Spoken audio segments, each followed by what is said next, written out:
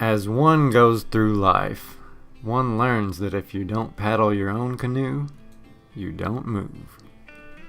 Anyways, enough of that. A little while back, I got bit by the fishing bug.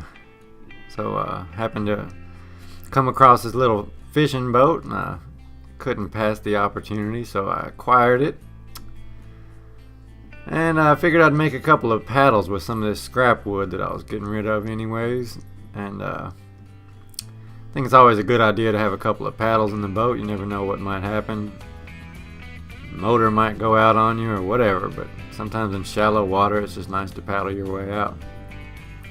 Anyways, I cut up a bunch of strips, used waterproof Titebond 3, and glued these up and let them sit for a while.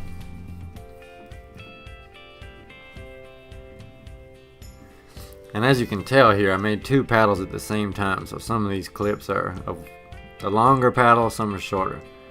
I kind of like having a short paddle where you can kind of paddle with one hand and fish with the other. Anyways, I used the little bandsaw there to cut out the rough shape. Then I marked the lines for how thick I wanted the paddles to be on each side. Now, I did two approaches to this. One, I saw this lesson online. I'll link to the guy's video in the description below. This method took off a lot of material real quick and was real easy. I came back with a power planer and took off the bulk of the wood real fast, and then I came back with a belt sander, took off even more, give it some final shaping. And it really went quick with this method.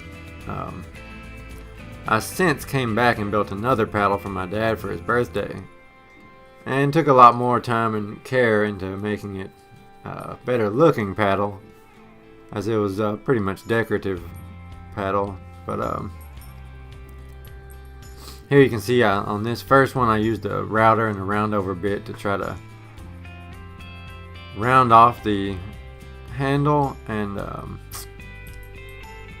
that was not good. I was trying to figure out how to do this and how to go about it. I happened to come across this guy in Memphis who was like a professional paddle maker for the past 40 years. He told me this technique to get a rasp and just really rasp over each corner and take off as much material as possible, then come back with, here I came back with a hand plane, tried to smooth it off some after that, followed by a bunch of sanding.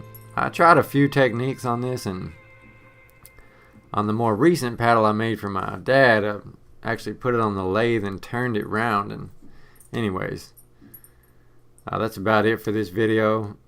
A couple of paddles, nothing too decorative, but just functional paddles to have in the boat.